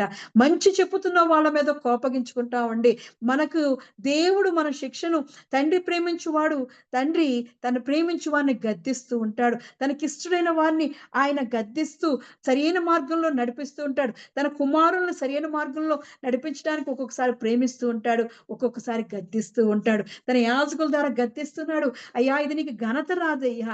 ఇది నీ పని కాదయ్యా! ఇది మా పని మేము చేస్తామని" గద్దిస్తుంటే చెప్పాలండి అనుకోని వాళ్ళ మీద కోపం తెచ్చుకోవడం కాదు. దేవుని యొక్క జ్ఞానం వినాలి. దేవుని యొక్క ఆలోచన వినాలి. దేవుని యొక్క ఉపదేశం ఆలకించి నీవు జ్ఞానం ఒకటికే దేవుడు నిన్ను ఆయన ఉపదేశంతో చెప్తుంటాడు. నిన్ను గైడ్ చేస్తూ ఉంటాడు. కాబట్టి దేవుడు యొక్క యాజకులుగా ఉన్న వాళ్ళు గైడ్ చేశారు. "అయ్యా! ఇది నీకు మంచిది కాదు. దిగిపో" అంటే వాళ్ళ మీద కోపం తెచ్చుకుంటున్నాడంట. దేవుడి యొక్క ధూపార్తిని చేత పట్టుకొని రౌద్రుడై యాజకుల మీద కోపం చూపిస్తున్నాడంట. నువ్వు అక్కడ దేవునికి ధూపం వేస్తూ కోపంతో దేవునికి ధూపం వేస్తే ఒప్పుకుంటాడా? దేవుడిని ఆరాధిస్తే ఒప్పుకుంటాడా? నీ చుట్టూ ఉన్న వాళ్ళ మీద కోపగించుకుంటూ నువ్వు ఆరాధన చేస్తే దేవుడు ఒప్పుకుంటాడా? దేవుడికి కోపం కోపం వచ్చింది. వెంటనే అక్కడే ఆ ధూపం వేస్తుండగానే మరి కుష్ఠరోగం వచ్చేసిందండి. నొసట కుష్ఠరోగం వచ్చేసింది. భయంకరంగా దేవుడు మరి శిక్షించేశాడు. మరి నిన్నటి దినాన మిర్యామ గారు మాట్లాడుకున్నాం. మరి తను అనరాని విరోధమైన మాటలు మాట్లాడితేనే దేవునికి కోపం వచ్చేసింది. ఈరోజు ఎంతగానో దీవించబడిన ఉజ్జియా జీవితంలో ఆ చిన్న వయసులోనే దేవుడు అభిషేకించి, ఆశీర్వదించి, దేవుడి సహాయంతో ఎక్కలంత ఎత్తైన కొండకు ఎక్కించిన ఉజ్జియా మరి ఈరోజు మరి దేవుని యొక్క కుష్ఠ రోగానికి బలైపోయాడు. మనం చెప్పుకున్నాం. మీది ఎప్పుడైతే దేవుడి యొక్క కుష్ఠం వస్తే అక్కడి నుంచి దేవుని ఊరు నుంచి, దేవుని మందిరం నుంచి, దేవుని సన్నిధి నుంచి వెలుపలికి తోసేస్తాడు. కాబట్టి మనం దేవుని ఆశ్రయించు వారుగా ఉన్నప్పుడు దేవుడు చెప్పే ఆ విలువైన మాటలను మనం గ్రహించాలి. జ్ఞానం కొరకే మనకి దేవుడు మాట్లాడుతున్నాడు. ఎప్పుడైతే కుష్ఠరోగం పుట్టెనో ప్రధాన యాజకుడు అజర్యాయు యాజకులందరూ అతని వైపు చూడగా అతని నోస్ట కుష్ఠరోగము గలవాడై ఉండెను. కనుక వారు తడువు చేయక అక్కడ నుండి అతనిని బయటికి వెళ్ళగొట్టిరి. యెహోవా తన్ను ముత్తినని ఎరిగి బయటకు వెళ్ళుటకు తానును త్వరపడెను. రాజైన ఉజియా తన మరణ దినము వరకు కుష్ఠి రోగి అయి ఉండెను. కుష్ఠి రోగి అయి యెహోవా మందిరంలోనికి పోకుండా ప్రత్యేకింపబడెను. కనుక అతడు ప్రత్యేకముగా తన ఇంటిలో నివసించుచుండెను. చూస్తున్నారు కదా, దేవుని సన్నిధికి వెళ్ళకుండా, దేవుని మందిరానికి వెళ్ళకుండా మరి దేవుడు మరి దాన్ని దూరం చేసుకున్నాడు. దేవుని యొక్క ఉగ్రతకు లోనయ్యానని తెలుసుకున్నాడని తెలువు చేసుకొని వెంటనే బయటకు వచ్చేస్తాడు. మనము కూడా నేర్చుకుంటున్నాం. దేవుని యొక్క వాక్యం ప్రతిరోజు మనతో మాట్లాడుతుంది. దేవునిలో ఉన్నప్పుడు ఎలా ఉండాలి, దేవుడు మనం స్థిరపరిచిన తర్వాత ఎలా ఉండాలి. మనం గర్వపడకూడదు. ఇక్కడ స్థిరపడిన తర్వాత అంట మరి ఉజ్జియాకి మరి గర్వం వచ్చిందంట. గర్వించి చెడిపోయిన అంటున్నాడు. ఆ గర్వము, చెడు మాటలు, కపట మాటలు అసహ్యం అంట. దేవుడికి చెడుతనం అంటేనే అసహ్యం అంట. చెడు మాటలు అంటే అసహ్యం అంట. విరోధంగా మాట్లాడితే అసహ్యం అంటున్నాడు. కాబట్టి దేవుడు మనల్ని హెచ్చరిస్తున్నాడు. మనలో ఎక్కడైనా ఆశీర్వదింపబడిన తర్వాత మనం గర్విస్తున్నామేమో, ఒక్కసారి మనల్ని మనం పరిశుద్ధులుగా దేవుని సన్నిధిలో మనం కడగబడాలి. దేవుడి యొక్క మాటలతోటి మనం కడగబడుతూ దేవుని యొక్క ఆజ్ఞకు లోబడి ఆయన ఏ విధంగా మనల్ని గైడ్ చేస్తున్నాడో అటువంటి విధంగా ఉండాలి. 16 సంవత్సరాల వయసులోనే దేవుని ఆశ్రయించాడు. యథార్థంగా ప్రవర్తించాడు. దేవుడి యొక్క సహాయం పొందుకొని వర్ధిల్లాడు. తన దేశాన్ని, తన రాజ్యాన్ని ఎంతో చక్కగా ఆస్వాదించిన దేవుడు మరి ఒక్కసారి గర్భంలో పడిపోయాడు. ఆ గర్వం వలన దేవుని ధూపం వేస్తాను అని దేవుడు చెప్పని పనిని చేసి మరి దేవునికి వ్యతిరేకంగా దేవునికి ద్రోహం చేసడం జరిగింది. దేవుడు ఇగో యాజకులు చేయాల్సిన పని యాజకులు చేయకుండా నువ్వు చేస్తావని దేవుడు కుష్ఠరోగాన్ని తెచ్చాడు. అటువంటి దేవునికి దూరంగా ప్రత్యేకంగా దేవుని మందిరానికి రాకుండా మరి దూరం అయిపోయాడు. మనము గ్రహించుకోవాలి. మన హృదయాలు గర్వంతో ఉంటున్నాయా? దేవుణ్ణి మరి స్తుతించే విధంగా ఉంటున్నాయా? దేవుని ఆశ్రయించే విధంగా ఉంటున్నాయా? మన హృదయాలు మనం ఆలోచించుకుంటూ ఉండాలి. యాజకులు నీ పనియే కానీ నా పని యాజకుల పనియే కానీ నీ పని కాదు. పరిశుద్ధ స్థలం నుండి బయటికి పొమ్ము. ఇది ద్రోహం చేశావు, ఇది నీ ఘనత కాదని నిన్ను హెచ్చరిస్తున్న వారు ఉంటారండి. మన చుట్టూ ఉంటారు. ఈ పని అమ్మ నీకు మంచిది కాదు, ఇది నువ్వు చేయాల్సిన పని కాదు, నువ్వు నడవాల్సిన మార్గం కాదు అని మనల్ని ఈ ఈ పని చేస్తే నీకు కష్టం వస్తుంది, ఇది నీ దుఃఖం వస్తుంది అని మనల్ని హెచ్చరిస్తున్నప్పుడు మనం ఆ మాటలు వినకుండా మనం పక్కన పెడితే అది ఎంతగా ఉంటదంటే దేవుడు మనకి మరి ఎంత ఉగ్రత తెస్తాడో. కాబట్టి దేవుడు చెప్పే మాటలు మనం ఆలకించాలి. దేవుడి యొక్క ఉపదేశాన్ని ఆలోచించాలి. ఆయన ఆలోచనలు మనం ఆలకించి ఆయన ఏ దారిలో మనల్ని నడమంటున్నాడో, ఎటువంటి విధంగా మనల్ని కాపాడుతాడో అని దేవుడు చూపిస్తున్నాడు. మన జీవితాల్లో కూడా యథార్థంగా ఉండాలి. మరి ఉజ్జాని ఏ విధంగా యథార్థంగా ఉన్నప్పుడు ఆశ్రయించాడో, వర్ధిల్లింపజేశాడో, మనం కూడా దేవుని సన్నిధిలో యథార్థంగా ఉన్నప్పుడు దేవుడు వర్ధిల్లింపజేస్తాడు. అన్ని విషయాల్లో వర్ధిల్లింపజేస్తాడండి. ఆర్థికంగా, కుటుంబపరంగా, రాజ్యపరంగా, బలం పరంగా అన్ని విషయాల్లో తనకి ఘనత, మహాకీర్తిని దేవుడు దయచేశాడండి. పంట పొలాలు, ఉన్నతమైన స్థానాలు, మంచి నీళ్లు అన్ని దొరికే దుర్గాలు మంచిగా కట్టుకోవడానికి శత్రువుల నుంచి చక్కగా డబ్బులు వసూలు కూడా చేసుకున్నాడండి. పన్ను వసూలు కూడా చేసేటంత దేవుడు అంతగా ఆశీర్వదిస్తే నేనెందుకు ధూపం వేయకూడదు అని వెళ్లి దేవునికి కోపంతో, యాజకుల మీద కోపంతో, రౌద్రంతో ధూపం వేస్తున్నాడండి. మనము దేవుని ఆరాధిస్తున్నప్పుడు మనలో ఎక్కడైనా కోపం ఉంటే తీసివేయాలి.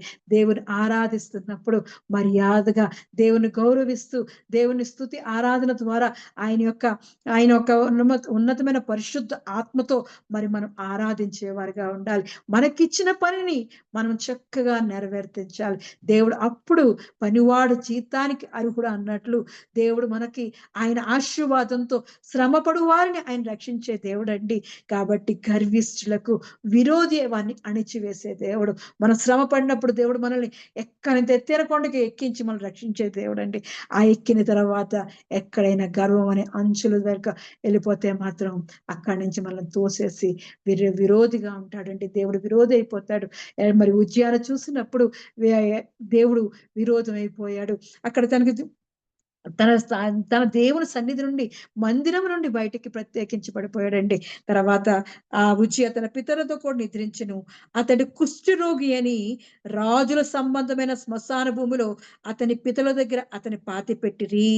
ఆ తర్వాత యోతాము రాజుగా అయ్యాడు.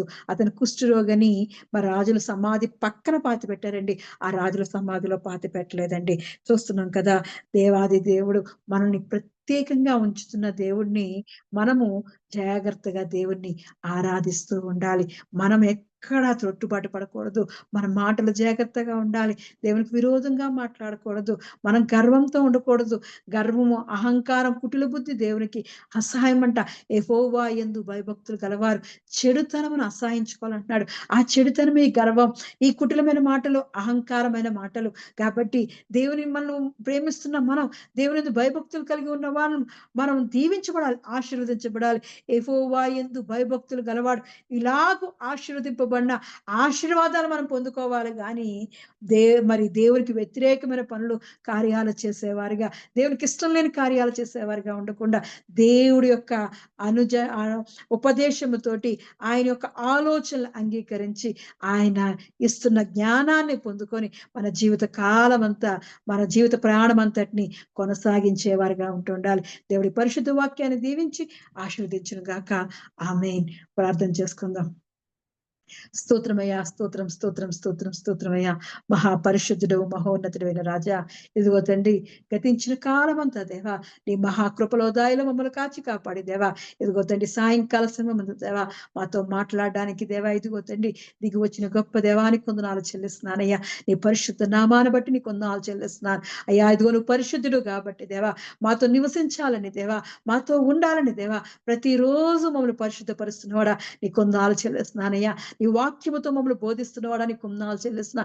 నీ ఆలోచన మాకు చెప్పుచున్నవాడానికి కొందనాలు చెల్లిస్తున్నా. నీ ఉపదేశములు మాకు తెలియజేస్తున్నవాడానికి కొందనాలు చెల్లిస్తున్నానయ్యా.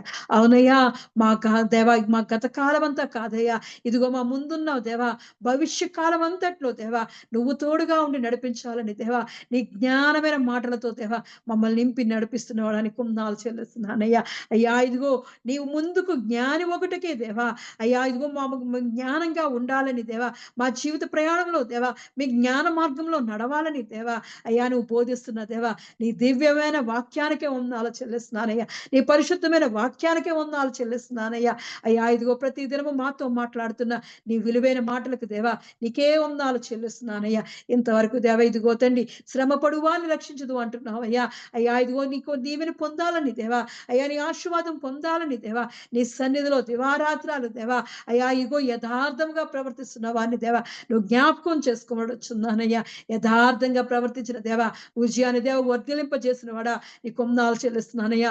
అలాగే దేవ ఇదిగో తండ్రి దేవా మా ఇదిగో తండ్రి మటిహిల్లా సంఘంలో ఉన్న దేవా ప్రతి బిడ్డ ఇదిగో తండ్రి యథార్థముగా దేవా నిన్ను నమ్మి దేవా నీ యందు నడిచేవారుగా దేవా అయ్యా ఇగో పూర్ణ హృదయంతో, పూర్ణ ఆత్మతో, పూర్ణ బలముతో దేవా, నిండు మనసుతో దేవా నీ మీద ఆనుకునే వారిగా ఉంచబడుచున్నానయ్యా. అయ్యా ఇదిగో తండ్రి ఉజ్జియాను వర్ధిలింపజేసినట్లు దేవా వారి కుటుంబాలు, వారి జీవితాలను దేవా వర్ధిలింప చేయవడుచున్నానయ్యా. రాజానికే వందనాలు చెల్లిస్తున్నానయ్యా. అయ్యా ఇదిగో తండ్రి యెహోవాను ఆశ్రయించాడయ్యా. ఉజ్జీయు యెహోవాను ఆశ్రయించగా దేవా అయ్యా ఇదిగో నీ సహాయంతో దేవా తన సైన్యాన్ని తన రాజ్యానికి దేవా నువ్వు సహాయకుడిగా ఉన్నందుకు వందనాలు చెల్లిస్తున్నానయ్యా. దేవుని సహాయము దేవా ప్రతి విషయంలో దేవా తనకి దేవ ఇదిగో ఇచ్చినవాడా ఇదిగో తండ్రి నీ సహాయం మాకు అనుగ్రహించవచ్చున్నానయ్యా. నిన్ను ఆశ్రయిస్తున్నామయ్యా. నీ సంతోషాన్ని మాకు దాయిచ్చమడొచ్చున్నానయ్యా. అయ్యా ఇదిగో తండ్రి నీ సహాయంతో దేవా నువ్వెక్కలేనంత ఎత్తైన కోటకి మమ్మల్ని ఎక్కించవచ్చున్నానయ్యా. బలవంతుడా నీ కొందాలు చెల్లిస్తున్నానయ్యా. ఉన్నతుడా సర్వోన్నతుడా నీ కొందాలు చెల్లిస్తున్నానయ్యా. అయ్యా ఇదిగో తండ్రి బిడ్డలను దేవ ఉద్యాన్ని జ్ఞాపకం చేసుకున్నవాడా నీ కొందాలు చెల్లిస్తున్నానయ్యా. అన్ని విషయాల్లో వర్ధిలింపజేసావయ్యా. అయ్యా ఇదిగో తండ్రి ఆర్థికంగా వర్ధిలింపజేసావయ్యా. అమోనీయులతో దేవా పన్ను వసూలు చేసేవాడిగా మార్చావయ్యా. అయ్యా ఇదిగో తన గిన్నె నిండి పొర్లింపజేసిన వాడా నీ కొందాలు చెల్లిస్తున్నానయ్యా. మా జీవితాలు ఇదిగో తండ్రి మేము అప్పు తీసుకునే వారిగా ఉంటున్నామేమో దేవా అటువంటి వారిగా కాకుండా దేవా అప్పు ఇచ్చేవారిగా దేవా మమ్మల్ని తలగా ఉంచబడుచున్నానయ్యా. మమ్మల్ని కూడా ఆశీర్వదించబడుచున్నానయ్యా. నిన్ను ఆశ్రయించినప్పుడు దేవా అయ్యా ఇదిగో నువ్వు సహాయం చేసినప్పుడు దేవా మా గిన్నె నుండి పొర్లింపజేరుతుందయ్యా. మాకున్న ఆర్థిక ఇబ్బందులన్నీ తొలగించి దేవా అయ్యా ఇదిగో తండ్రి మా దేవ మా ఆర్థిక అవసరతను తీర్చబడుచున్నానయ్యా. దగ్గరపడానికి కొందాలు చెల్లిస్తున్నానయ్యా. అయ్యా ఇగో అనేక యుద్ధాలు చేయడానికి దేవా నీ బలము నీ సహాయము దయచేసిన వాడా అయ్యా ఇదిగో మాకు ప్రతి దినము దేవా మా జీవితాలు ఎదురవుతున్న దేవా అయ్యా ఇదిగో మా యుద్ధాల్లో దేవా నువ్వు జయం దాయిచ్యమడొచ్చున్నానయ్యా. మా ఉద్యోగాల్లో నువ్వు జయం దాయిచ్యమడొచ్చున్నా. మా రాకపోకల్లో జయం దాయిచ్యమడొచ్చున్నా. మా కుటుంబాల్లో జయం దాయిచ్యమడొచ్చున్నా. అనారోగ్యంగా ఉన్నప్పుడు దేవా నీ స్వస్థత ఇచ్చి దేవా మాకు జయం దాయిచ్యమడొచ్చున్నానయ్యా. నీ సహాయం వల్లనే దేవా మాకు జయం కలుగుతాదయ్యా. అయ్యా ఇదిగో నీ దేవా నీ సహాయంతో దేవా మాకు జయాలు దాయిచ్యమడొచ్చున్నాను. మహనీయుడానికి కొందాలు చెల్లిస్తున్నానయ్యా. అయ్యా ఇదిగో తండ్రి పర్వతాల మీద దేవా వ్యవసాయం చేయగలిగే దేవా జ్ఞానాన్ని ఇచ్చినవాడా ఇదిగో తండ్రి అరణ్యంలో దేవా బావులను దుర్గాలను కట్టించగలిగే దేవా దేవా ఇదిగో తండ్రి జ్ఞానం దయచేసినవాడా మాకు కూడా జ్ఞానం దాయిచ్యమడొచ్చున్నానయ్యా. నీ జ్ఞానాత్మను మాకు దాయిచ్యమడొచ్చున్నాను. గొప్ప కార్యాలు చేసేవారిగా దేవా మమ్మల్ని జ్ఞానంతో నింపమడొచ్చున్నానయ్యా. అయ్యా ఇదిగో తండ్రి దేవా తన సైన్యాన్ని అభివృద్ధి పరిచిన వాడ పరక్రమశాలులతో దేవా అయ్యా ఇదిగో తండ్రి మంచి ఆలోచనలతోటి మంచి ఉపాయాలు చెప్పేవారిని దేవా తనకి ఇదిగో తండ్రి మంత్రులుగా దేవా పరక్రమశాలుగా దేవా యుద్ధాలు గెలిచేవారిగా దేవా అయ్యా సైన్యాన్ని ఇచ్చిన వాడా నీ కొందనాలు చెల్లిస్తున్నానయ్యా. అయ్యా ఇదిగో తండ్రి ఎంతగానో ఆశ్రదించావయ్యా. అయ్యా ఇగో ఎంత సామాగ్రి యుద్ధాలు చేయడానికి కావాల్సిన దేవా సామాగ్రిని అంతటిని దయచేసిన వాడా నీ కొందనాలు చెల్లిస్తున్నానయ్యా. అటువంటి విధంగా దేవా మా లోక పోరాటాలు దేవా ఇదిగో తండ్రి దేవా ఇదిగో తండ్రి లోకనాథులతో దేవా అయ్యా అంధకార శక్తులతో దేవా అయ్యా మేము యుద్ధం చేస్తుండగా దేవా నీ సర్వాంగ కవచాన్ని దేవా మాకు అనుగ్రహించబడుచున్నానయ్యా. అయ్యా ఇగో నిన్ను మేము ఆశ్రయిస్తున్నామయ్యా. అయ్యా ఇగో అంధకార శక్తులతో దేవా కంటికి కనబడని శక్తులతో దేవా మేము యుద్ధం చేస్తున్నప్పుడు దేవా అయ్యా నీ సర్వాంగ కవచముతో దేవా మమ్మల్ని నింపబడుచున్నానయ్యా. బలవంతుడానికి కొందనాలు చెల్లిస్తున్నానయ్యా. మంచి దేవుడానికి కొందనాలు చెల్లిస్తున్నాను. మా మంచి కాపురిని కొందనాలు చెల్లిస్తున్నానయ్యా. దేవుని సహాయం ఆశ్చర్యంగా అందిందయ్యా. అయ్యా ఎంత గొప్ప కీర్తి దేవా ఘనతలు దేవా ఉజ్జాకు దయచేసావయ్యా. నీ ఆశ్చర్యమైన సహాయాన్ని దేవా నీ అద్భుతమైన సహాయాన్ని దేవా ఉజ్జాకు దయచేసిన వాడని కొందనాలు చెల్లిస్తున్నానయ్యా. ఎంత గొప్ప కృపా కరుణా కటాక్షాలు దేవా దేవా ఇదిగో తండ్రి దేవా ఇదిగో ఉద్యమ చూపించిన వాడని కొందనాలు చెల్లిస్తున్నానయ్యా. అయ్యా శ్రమ పడువాన్ని రక్షించే గొప్ప దేవుడు అయ్యా. అయ్యా ఇదిగో తండ్రి దేవా ఇదిగో తన కష్టకాలం ముందు శ్రమకాలం ముందు దేవా నువ్వు తోడుగా ఉండి దేవా నీ సహాయంతో దేవా ఎక్కలేనంత ఎత్తైన కొడుకు ఎక్కించిన వాడా నీ కొందనాలు చెల్లిస్తున్నానయ్యా. అయ్యా ఇదిగో మరి ఒక్కసారి దేవా బిడ్డను జ్ఞాపకం చేసుకున్నావు. నీ కొందనాలు చెల్లిస్తున్నానయ్యా. అవునయ్యా నువ్వు ఎంతగానో స్థిరపరిచిన తర్వాత దేవా అయ్యా ఇదిగో తండ్రి తన హృదయం మందు దేవా గర్వించి దేవా దేవా చెడిపోయాడయ్యా. అయ్యా ఇదిగో అటువంటి విధంగా మేము ఉండకుండా దేవా ఉజ్జయాన్ని మాకు చూపించిన వాడా మాలో ఇదిగో తండ్రి మేము ఎక్కలంత కొండకెక్కిన తర్వాత దేవా మాలో గర్వం రాకుండా దేవా మమ్మల్ని ఇదిగో తండ్రి వినయం విధేయత మాకు దాయిచ్యమడొచ్చున్నాను. దీన మనసు మాకు దాయిచ్యమడొచ్చున్నానయ్యా. అయ్యా ఇదిగో తండ్రి నీవు దేవా గర్విష్ఠులకు విరోధులై దేవా అణచివేసే దేవుడు అయ్యా. అవునయ్యా శ్రమ పడువాన్ని రక్షించే దేవుడవు గర్విష్ఠులకు విరోధిగా ఉండి అణచివేసే దేవుడు అయ్యా. అటువంటి గర్వం మాలో రాకుండా దేవా మేము పాపం చేయకుండా దేవా అయ్యా ఇదిగో మా మనసులో ఆలోచనలో మా తలంపుల్లో దేవా నువ్వు ఉండి నడిపించబడుచున్నాను. గొప్ప దేవానికి కొందనాలు చెల్లిస్తున్నాను. కనికర సంపన్నుడానికి కొందనాలు చెల్లిస్తున్నానయ్యా. యెహోవా యందు భయభక్తులు గలవారు దేవా చెడుతనం అసహించుకుంటారు అన్నావయ్యా. అవునయ్యా, నీ యందు భయభక్తులు పెట్టబడుచున్నానయ్యా. అప్పుడు మాకు ఏ గర్వం కాదు కదా, ఏ పాపము రాదయ్యా. అయ్యా, అహంకారం రాదయ్యా, చెడు మాటలు రావయ్యా. అయ్యా, నీకు విరోధంగా మేము పాపం చేయకుండా దేవా, అయ్యా ఇదిగో నీ భయభక్తులు అనే దేవ కంచి వేసి కాపాడబడుచున్నాను. దయగలవాడ నీ కొందాలు చెల్లిస్తున్నానయ్యా. ఎవరికి ఇచ్చిన పని వారు చేయమంటున్నావయ్యా. అయ్యా ఇదిగో తండ్రి దేవా, గర్వించి దేవా, అయ్యా దేవా యాజకులు వెయ్యాల్సిన ధూపాన్ని దేవా, అయ్యా ఇదిగో తండ్రి దేవా రోషముతో దేవా, కోపముతో దేవా ఆ ధూపం వేసినప్పుడు దేవా ఉద్యోగకు వచ్చిన శిక్షణ బట్టి దేవా, అయ్యా ఇదిగో తండ్రి మేము నేర్చుకుంటున్నామయ్యా. ఎవరు చేయవలసిన పని వారు చేయాలయ్యా. యాజకులు దేవా దేవుని కొరకు ప్రతిష్ఠ చేయబడిన వారయ్యా. అయ్యా ఇదిగో వాళ్ళు చెప్పారయ్యా, మేము ఇగో తండ్రి మా దగ్గర ఉన్న వాళ్ళు తెప్పుతున్నా మంచి మాటలు వినేవారుగా దేవా, మమ్మల్ని గైడ్ చేస్తున్నప్పుడు దేవా, నీ వాక్యముతో మమ్మల్ని గైడ్ చేస్తున్నప్పుడు దేవా ఆ మాటలు వినేవారుగా మమ్మల్ని చూడొచ్చున్నానయ్యా. అయ్యా ఇదిగో యాజకులు దేవా, అయ్యా ఇది నీకు మంచిది కాదు గుజియా, ఇదిగో దేవునికి ద్రోహం చేస్తున్నావు, ఇది నీకు ఘనత రాదని చెప్పినప్పుడు కూడా దేవా, అయ్యా వారి మీద కోపగించుకుని దేవా, కోపంతో ద్రోషముతో దేవా నీకు ధూపం వేసినప్పుడు దేవా ఇదిగో నొసట కుష్టి వ్యాధి వచ్చిందయ్యా. అయ్యా ఇదిగో తండ్రి దేవా, ఇగో దీన మనసు కలిగి దేవా నీ మాటలు అంగీకరించేవారుగా దేవా, మా సేవకులు మా బోధకులు చెప్పే మాటలు మేము ఆలోచించేవారుగా దేవా, అయ్యా నీ ఆలోచన చెప్పు నడిచేవారుగా దేవా, నీ ఉపదేశం చెప్పును మేము గైకునేవారుగా దేవా, అయ్యా ఇదిగో ముందుకు జ్ఞాని ఒకటికే దేవా, అయ్యా మమ్మల్ని ఇదిగో జ్ఞానవంతులుగా మార్చాలనే దేవా ఉద్యాన్ని మాకు చూపించావయ్యా. అవునయ్యా ఇదిగో తండ్రి ఆ నొసట కుష్టు రోగం వల్ల దేవా దేవుని మందిరము నుంచి దేవా అయ్యా దూరం అయిపోయాడయ్యా. అయ్యా నిన్నెంతగా ఆశ్రయించిన బిడ్డ దేవా, అయ్యా ఇదిగో తండ్రి నీ సన్నిధికి దూరంగా వెళ్ళిపోయాడయ్యా. అయ్యా ఇది అటువంటి స్థితిలో మేము ఉండకూడదయ్యా. అయ్యా ఇగో మాలో ఉన్న గర్వాన్ని తీసి విడొచ్చున్నాను, నీ విధేయతలు దాచిమడొచ్చున్నాను. నీ సన్నిధికి మమ్మల్ని దూరం చేయవద్దయ్యా. నీ సన్నిధిలో ఎల్లప్పుడూ దేవా నిత్యము స్తుతించి ఆరాధించేవారుగా దేవా నన్ను నా టిహిల్ల సంఘాన్ని దేవా వినుచున్న ప్రతి బిడ్డను దేవా నీ సన్నిధిలో కట్టుకోబడుచున్నానయ్యా. అయ్యా ఇదిగో నీ బలమైన దుర్గం వారి చుట్టూ వేసి దేవా, నీ శైలము నీ కోటము వేసి దేవా, అయ్యా నీ రక్షణ కంచి వేసి దేవా, అయ్యా ఇదిగో చెడుతనము అంటకుండా దేవా, అయ్యా ఇదిగో నీ రక్షణ కంచి వేసి కాపాడబడొచ్చున్నాను. దయగలవడానికి కుందాలు చెల్లిస్తున్నానయ్యా. నువ్వే వారిని పరిశుద్ధపరచబడొచ్చున్నానయ్యా. మాలో ఎక్కడైనా గర్వం ఉంటే దేవా, అహంకారం ఉంటే దేవా యేసు నామములో తీసివేయబడొచ్చున్నానయ్యా. అయ్యా ఇగో నీ దీన మనసును కలిగి దేవా, అయ్యా బలిష్టమైన దేవా ఈ చేతి కింద దేవా మేము తగ్గింపు స్వభావంతో ఉండడానికి కృప చూపించబడుచున్నాను. దయగలవాడా నీకే వందనాలు చెల్లిస్తూ దేవా, అయ్యా మాకు ఉపదేశిస్తున్న దేవా నీ వాక్యాన్ని దేవా మేము విని ఆలోచించి దేవా, నీ విని దేవా గైకునేవారిగా దేవా, నీ ఆలోచనలో నడిచేవారిగా దేవా, అయ్యా ఇదిగో తండ్రి నీ మాటలు మాకు ఉత్తములై ఉన్నవయ్యా, రుచిగల మాటలై ఉన్నాయ్యా. తేనెకంటే జుంటు తేనె కన్నా మధురమైన మాటలతో దేవా మా హృదయాలు నింపుకొని దేవా మీ జ్ఞానవంతులుగా ఉండడానికి నీ మహాకృపతో దయతో మాతో ఎంతవరకు మాట్లాడినా నా గొప్ప దేవుడానికి వందనాలు చెల్లిస్తూ నీ పరిశుద్ధ నామాన్ని బట్టి నీకే మహిమ ఘనత చెల్లిస్తూ ఈ చిన్న ప్రార్థన యేసు నామములో అడిగిపోయి ఉన్నాను నా పరమ తండ్రి, ఆమేన్. పరలోక ప్రార్థన చేసుకుందాం. పరలోకమందున్న మా తండ్రి, మీ నామం పరిశుద్ధపరచబడును గాక, మీ రాజ్యం వచ్చును గాక, మీ చిత్తం పరలోకమందు నెరవేరినట్లు భూమి యందు నెరవేరును గాక. మాకు కావాల్సిన ఆహారం మా దాస్యం, మరణస్తుల క్షమించు ప్రకారం మనం క్షమించుము, మమ్మ శోధనలో తెక కీడును తప్పించుము. ఎందుకనగా రాజ్యము బలము మహిమ నిరంతరము నీవే నా తండ్రి, ఆమేన్.